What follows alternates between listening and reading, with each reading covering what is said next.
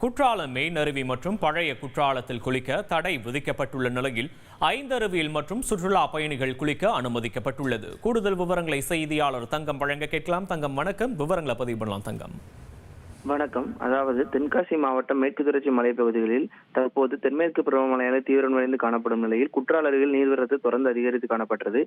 இந்நிலையில் நேற்று இரவு பெய்த கனமழையின் காரணமாக குற்றால அருவியில் நீர்வரத்து அதிகரித்து காணப்பட்டதை தொடர்ந்து சுற்றுலா பயணிகளின் பாதுகாப்பை உறுதிப்படுத்த காவல்துறையினர் வந்து சுற்றுலா பயணிகள் குளிக்க தடை விதித்தனர். இந்நிலையில் இன்று ஞாயிற்றுக்கிழமை விடுமுறை தினம் என்பதால் சுற்றுலா பயணிகள் வருகை காலை முதல் குற்றால அருவியில் அதிகரித்து காணப்படுகிறது. இந்நிலையில் தற்போது மெயின் அருவியில் தற்போது சுற்றுலா பயணிகள் குளிக்க வந்து போலீசார் தடை விதித்துள்ளனர். இதே போல தற்போது பழைய குற்றால அருவியிலும் தடை விதித்த நிலையில் இன்னும் சில மணி நேரத்தில் குளிக்க அனுமதிக்கப்படும் என எதிர்பார்க்கப்படுகிறது. மேலும் தற்போது 5 அருவியில் மட்டும் சுற்றுலா பயணிகள் தற்போது குளிக்க அனுமதிக்கப்படுவதால் அங்கு அதிக அளவு சுற்றுலா பயணிகள் வந்து செல்கின்றனர்.